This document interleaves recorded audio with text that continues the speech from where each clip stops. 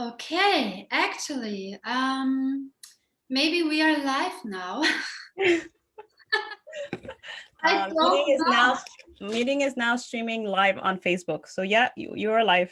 We are live. Okay, because I cannot see the picture anymore. I don't know why. So go on Facebook. Ah, here I have it. I have it. I have our picture. That's enough. So I'm so excited. Thank you so much that you are here. And I'm so excited because it's the first interview I make on Facebook Live, or it's the second interview I do in my life, actually. The first one live on Facebook. My name is Susanna Borek. I am vocal coach, and it took me such a long time to be the person who I am now. Of course, everybody does. But in my case, it was like very a lot of things in my head that made me thinking about myself, like being small and not being good enough and all that stuff. Maybe you know that. And from my history, there is a little thing I want to mention now before I introduce you. It's that when I was a child, there was my mother and my father, of course, and my family, and they often said something like, you should not do something with music. With music, you cannot earn any money. Don't be a singer. Oh my gosh, you want to be a singer. Don't do that. And all that stuff. And I was like in a little prison. And this prison I took with me the whole time and a lot of years. Also, when I left my parents' house and moved alone in a flat, I took the prison with me. I started to study actually singing, and I was like, I'm not good enough. I'm not good. Why I'm here? Why should I do this? And I cannot say it. And when I'm talking about it now, it's like, oh gosh, it feels like having, I don't know, tons of stones on myself. And so I was really faced with this problem, and I wanted to go out and I wanted to be myself with every pore I am. And now I'm doing this with my singers. So as a vocal coach is a part of my job to spread their wings and make them fly and to be comfortable in every setting they are faced with. And today my special guest is a wonderful woman. A few days ago, I met her on Clubhouse. I don't know if you know Clubhouse. I'm a little bit addicted to Clubhouse. And maybe she is also a little bit addicted, I don't know. And yes, and Greguyschka Félix is here now, and she is an expert on human behavior and women's leadership. She was named in 2020 the top 100 women to watch in Canada. I love this sentence, really. She is creator and teacher of the Unbounded Breakthrough Program for Women. She's certified emotional intelligence coach with a master in psychology and an undergraduate degree in neuroscience psychology from Concordia University. Her work has been featured in national media from Le Devoir to Heal Your Life radio show. Welcome, welcome, Greguyschka. Thank you so much, Susanna. I'm so happy to be here and to share your stage with you. I'm very, very happy. Thank you. And before I ask you the first question, I want to make here a little anecdote because I have a little daughter. She is now nearly 5 years old, and before Christmas she wrote a letter to Santa Claus, and she wrote in German, of course, and she wrote that she was a very good person and now she wants blah blah blah this and this present. And I translated in English, but I translated it wrong. I translated she was brave in English, not in English, but she was brave, and that's why she wants this present. And somebody commented it on Facebook like, oh no, you cannot say brave. And I was like, I Googled it and I was like, oh, that fits much better. To be brave. So maybe Santa Claus is coming next year and bring only the brave ones. Only the brave. Only the brave. Okay, so when somebody's listening to us, please let us know if you can hear everything very well. So, but I don't know where I can.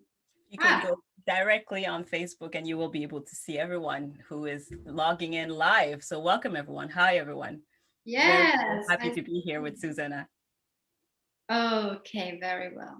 Well, okay, so my very first question for you. You're talking about the imposter syndrome. Mhm. Could you give us a little bit of an insight what it is and how do we recognize that we have it?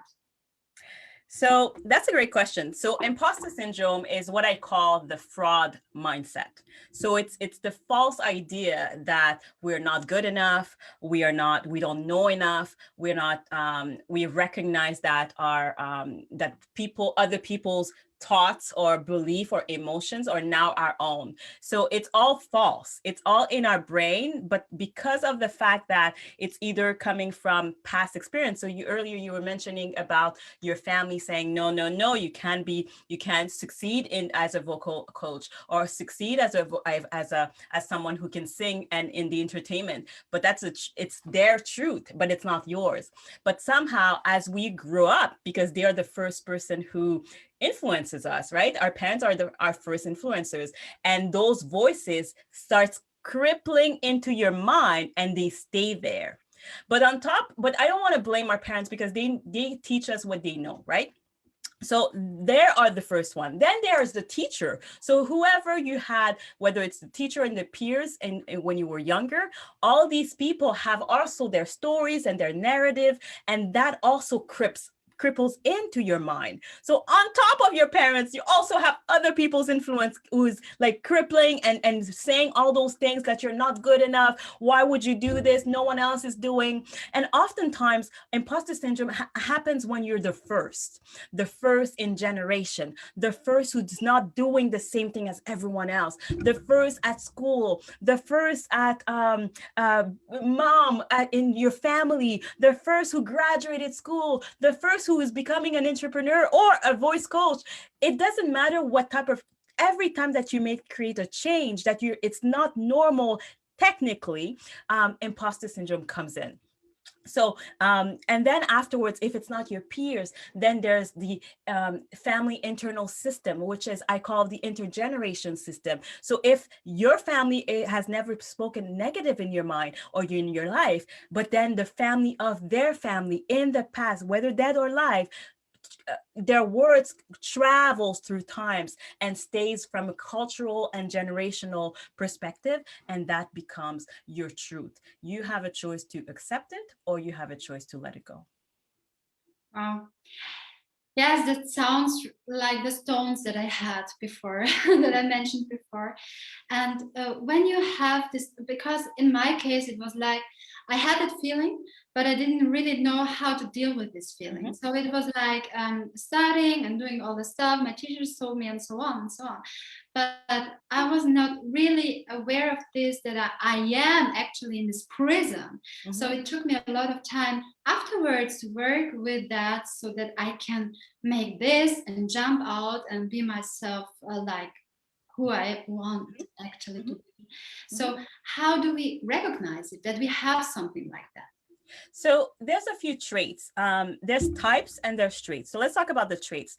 If you are someone who feels that your success is a result of luck, or you are not able to accept praise. So if someone says, "Hey, we work together and you've done a great job," and then you say, "Hey, Susanna, you did a great job, and I really like the fact that you took the time to teach me how to sing. I really see the improvement." And then you turn around and you say, "Well, that's nothing. That's my job."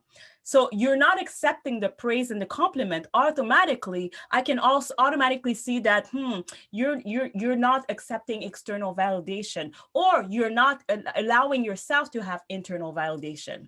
If you're also someone who say, well, it's all luck, right? So anyone else can do that. Then that also is something that tells you that imposter syndrome here, because you're not allowing yourself to celebrate your wins. And the third trait that I can tell you is if you have a feeling that you feel that you're a fraud. Let's say that someone gives you a promotion and then you're like, I don't know if I know enough. I don't know if I can do this. I think that I've been in this job for 10 years and I feel that I think eventually someone is going to tell me that I am not in my place.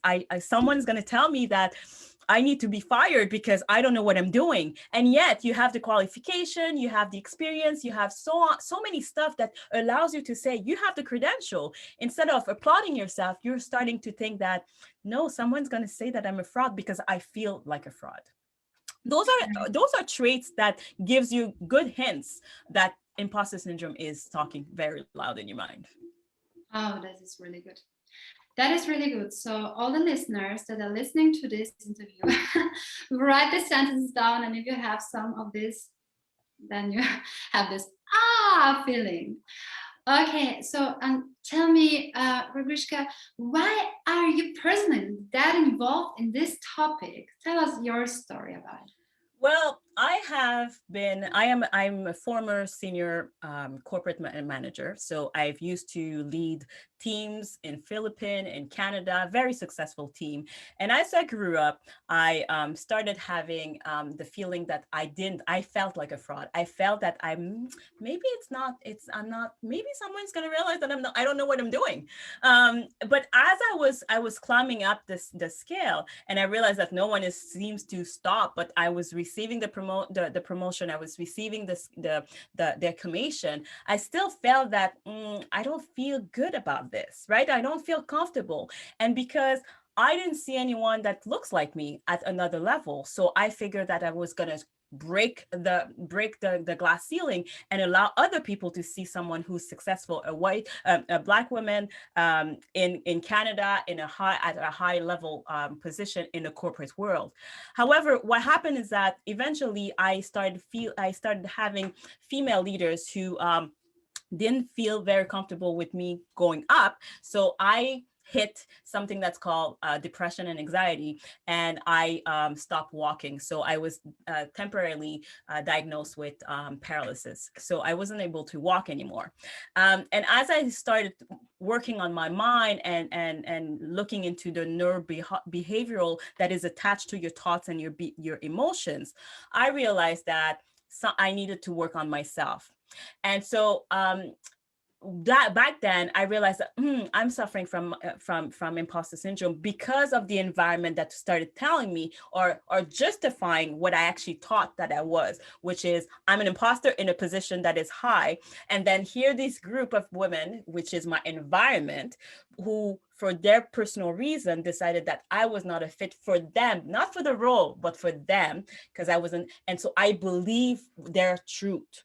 And I attached this truth to me, even though everything I was doing was excellent. Every report and performance was showing that I was excellent, but I started believing their truth. And so my environment started playing a big element into my life and into my mind. And since I'm a control freak, I was like, oh my God, I need to understand what's going on, and so on and so forth. But my body said, that's it, I can't do this anymore. And so my body crashed. And at the time, I realized that this is a real thing.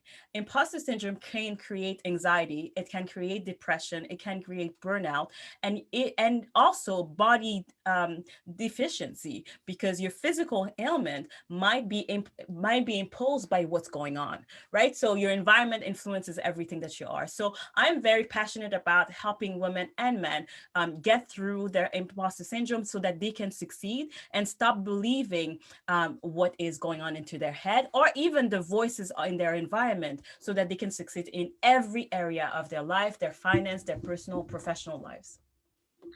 Oh my gosh, yes. And I know this also too. So in my case, it was headache. A lot of headaches, 4 times a week headache, a really strong headache. I was very often in the ambulance with transfusion and everything. And it was like, hell, but I didn't know that I had this. Maybe if somebody would told me that before, it would be much easier for me to go through this, through this phase and jump earlier out of my prison, right? And I Yeah. told I say every time prison because it felt like prison for me. And that's what it is. It's a being prison in your mind. It's being in prison into your body, and that is very harsh because how do you get out of that, right? So I totally agree with you. It feels like if you have inner critics, demon that is like cripping, and I call them the gremlins, the mindset gremlins, who's talking to you and you're like, what's going on? What's going on? But I do want to reassure people. Imposter syndrome is not a mental health. It's not a disease. It's not recognized as it. It's just having, as I said, a mindset default. And the way to help you is to reframe your mind. That's one of the big ways to do it. But at the end of the day, it's not. I just want to make sure that if you're dealing with my imposter syndrome, self-doubt, or the inner demon, know that every single human beings, if you're a human being, every single human beings deal with imposter syndrome somewhere in their life. Yes, that's why I go live here with this theme on Facebook. It's not only for the singers, it's really for everybody here on this planet. It doesn't really matter which level you are. If you're a manager, if you're a politician, or if you are, I don't know, selling woman, it doesn't really matter who you are and how old you are. And I know this kind of thoughts from a lot of parts, a lot of people tell me about it. Mm-hmm. And so tell us one tool or one exercise how we can really immediately stop these voices in our head to continue our work. So the first thing before even giving you how to stop it, is to recognize who you are. So a few years ago, a Dr. Valerie Young has written a book, and she wrote about the 5 types of records that you have in your mind. So she calls them the competency rule. What is ruling your brain, right? What is ruling your mind based on all the things that we talked about earlier? And the first thing is to recognize which one is your dominant type. So the first one is the perfectionist. So if you're the type of control freak, there's someone who doesn't like to delegate, is a micromanager, and not just micromanager at the work, but also in your home. Like if your partner or your children are folding some towel and you're like, no, this is not the way you should do it. Already that should give you a hint that maybe you should let it go.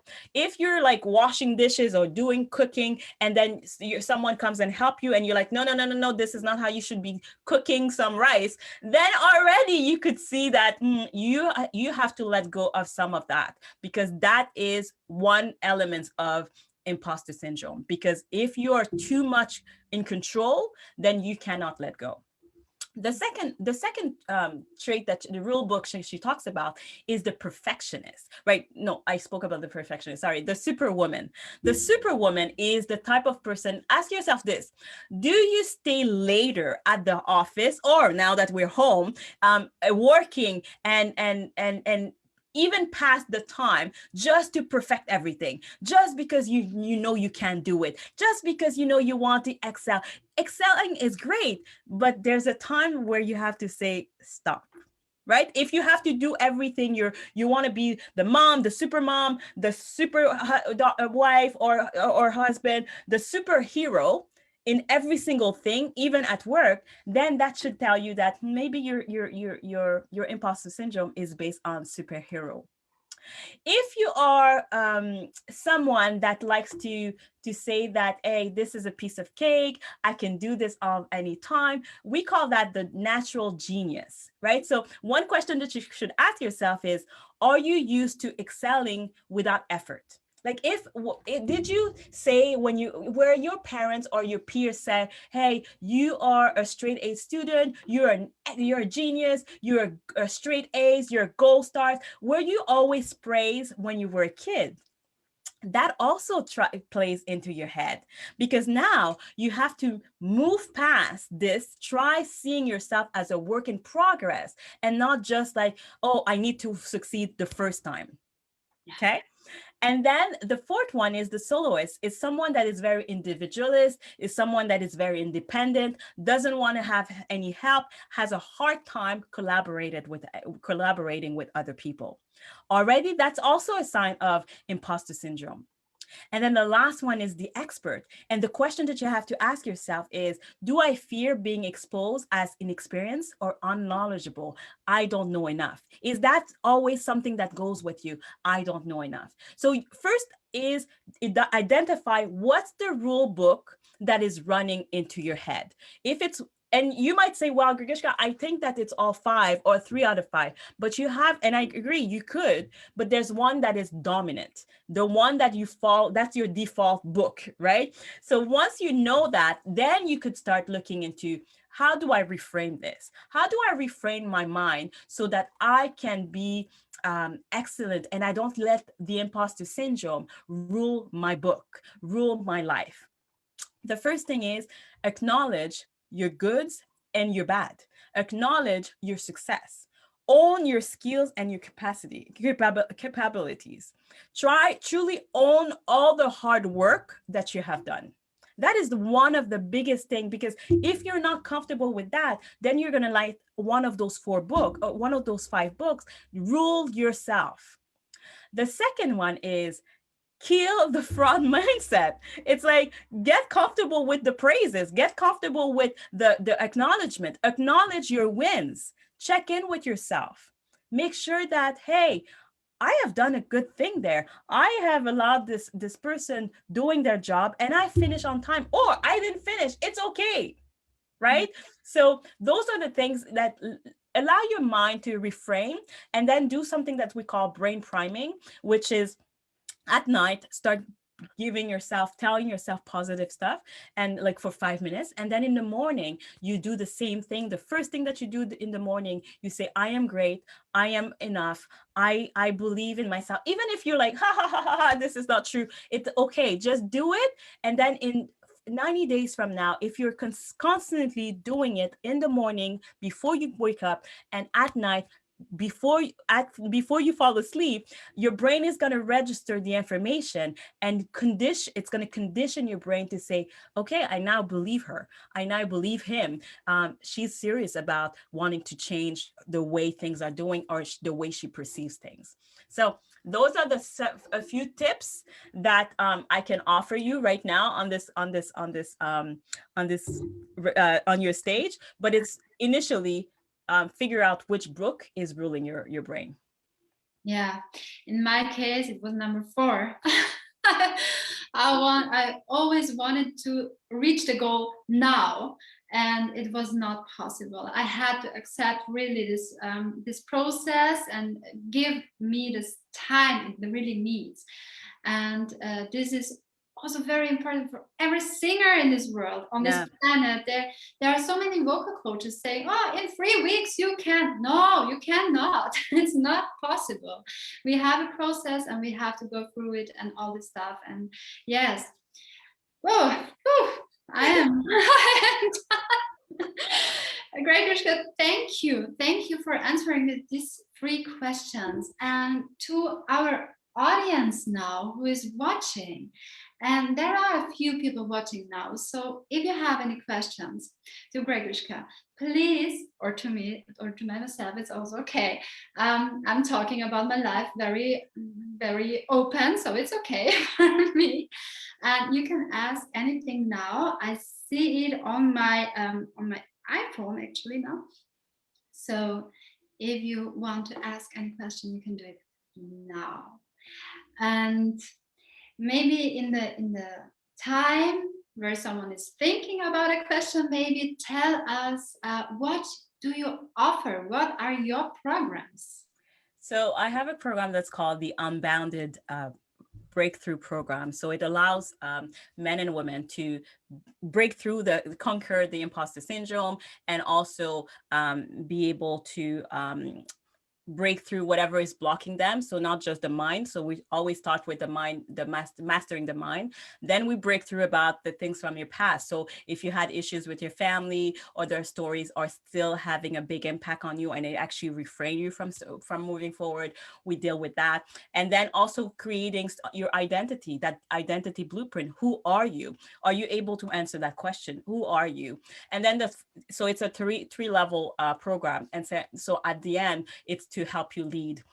So we are helping you build your leadership skills in your work, at home, and in any other relationship. Because if your leadership skills are not on point, you're going to have issues with relationship with others. So we use a lot of emotional intelligence, helping anyone. It doesn't matter if you have a title attached to your name. It's not the point. The point is to make sure that you are ready to be building this empire in your life, whether it's with your relationship, whether it's in your personal life, whether it's in your finance, so that you can scale up and be able to get the money that you want and have be comfortable doing that. So, are you listening? Jump right into it now. It's your time. And follow Greguyschka Félix on Facebook. She's also on Instagram. She is also on my new favorite platform, Clubhouse. This is really a nice platform for everybody because you can ask her any question and she will answer your question. I'm sure about it. I will. Okay. And if they follow me on Clubhouse, they can reach me on at Greguyschka. So my first name, Gregu. Well, it's written right there. And I do a session on imposter syndrome every Thursday. So either in the morning for those that are from UK, and or in the evening for those that are American. And so it allows everyone, UK, I should say Europe. So it allows everyone to have access to it. But at this point, you can actually ask me questions live. So, and we can have this conversation and we can look into, okay, what's traits that are ruling your life. And you could always DM me at the Brave Womanhood on Facebook and on Instagram. So DM me, I always answer like, it's not my team that answers. I always answer my DMs. Perfect. So there is one question from Manon. She's writing, is there a way to really overcome the imposter syndrome, or is it rather about finding a way to live with these thoughts that tell me I'm not good enough or deserving? Mm-hmm. So that's a great question. So is there a way to combat imposter syndrome? So imposter syndrome, since it's a fraud, yes, there is a way. So yes, it is, depending on which traits that you are, the I'm not good enough, the I'm not knowledgeable enough, it does come back. What I often say, even in the program, is that instead of fighting this self-doubt, because that's what it is, it's doubting yourself, instead of fighting it, so as we have heard so many times, it comes back when you do that. But if you embrace it and you recognize the inner voice, the critics that comes out, and also the inner voice that is very much mentoring, very much soothing, you can recognize the negative voice and say, hey, I hear you, I see you, but I don't believe you. And then you turn around and say, you know what, I'm going to embrace this voice, because, you know, your brain has been created, or your human being has been created to survive, but it also has been created to protect you. And because life has moved around, we do not need the type of protection that our brain has been adapted or has been created to do. But somehow our brain has not adapted to the environment. It's always on cue to look at, okay, is there something wrong? Is there something wrong? What's happening is that you, as you grow, even though you're not in a unsafe environment, your brain does not believe you, because every time that you say something, every time that you act, you do the opposite. So let's say that you say, well, you know, I want to sing. I like to sing. I enjoy singing. I know I can do great, but you don't take the steps to do that. Automatically, your brain says, you're lying to me. So I will automatically go into my safe zone, protective zone, which also says, I'm not good enough. All the lies that you've accumulated over the years. So it's finding out your identity, finding out who you are, embracing that who you are as you are, the real you, not the lies. And then you will be able, and obviously go through my program and you will see that you'll be able to combat it. So it's yes, it's not easy. I'm not going to say yes, tomorrow you're going to be fine. It is a process, but yes, you can obviously get over it. There is a very similar question. Mhm. For anybody who feels that the challenge of getting to grips with imposter syndrome feels too big, what would you advise as the very first tiny step to take? That's a good question. So the first teeny advice is it's from a behavioral perspective. So the first one is, which trait are you? What is ruling you? Why do you think it's overwhelming you? What's the sentence that is ruling your brain? Is it I'm not good enough? Is it I'm not brave? And then it's to find out what has created that. Where does it come from? Not to stay in it. Like the point is not to stay in your past and because that doesn't help. But what's the lie that you believe? And the moment that you realize that, okay, this is the lie I believe, but is it really true? It's to position yourself as, is that lie true? So for instance, if I say I am not good enough, the first thing I'm going to say is, okay, you're probably not going to be able to do it on your own, but I would strongly suggest to have a coach, a mentor, even a therapist if you are suffering from some type of generalized anxiety. But go with someone else to help you with that first step. But at the end of the day I would say, is it true? Is what you're believing true? And then you're probably gonna say, well, yes, I have done this because you have created this prophecy, like this false prophecy, right? So I'm gonna push it. And beyond that, I'm gonna say, okay, what is it true about that sentence? About your life? Tell me, show me, how did you display that? What has come out of that actually makes you believe this? So there's a process for you to go through, but I strongly suggest not to go through it alone. So your first step is to reach out to someone that can help you through the process. Thank you. Thank you so much. I think that were the questions. So thank you for being here, Greguyschka, again. And thank you for watching, everybody. And my suggestion for you is, when you are a singer, come to my Facebook group, jump right into it and take the first step and take action. So if you want to become a good singer, from an amateur singer to a good singer, jump right into it. We have some free trainings for you. And of course, if you have any questions, you can ask Greguyschka and you can ask me, and we are here for you. And on Facebook, on Instagram, on Clubhouse, everywhere. As an entrepreneur, we have to be everywhere, so it's okay. We do, eh? We do. And yes, Clubhouse is very addictive. But if your audience needs to have more information or more support about imposter syndrome, they can always DM me on Facebook or on Instagram, the word imposter, and I will be glad to send them some information or some support there. So just DM me the word imposter, so I know that it comes from your audience. Okay, so thank you. Thank you. And thank you, Susanna. Very, very, very lovely to have this conversation with you and to be on your stage. I'm so happy that I've been honored to be there. Woo, you've done it. Interview now. Second. You did it, girl. You did it. Yes. Okay, so thank you for watching, everybody, and I'll see you. Bye. Thank you. Bye-bye. Bye.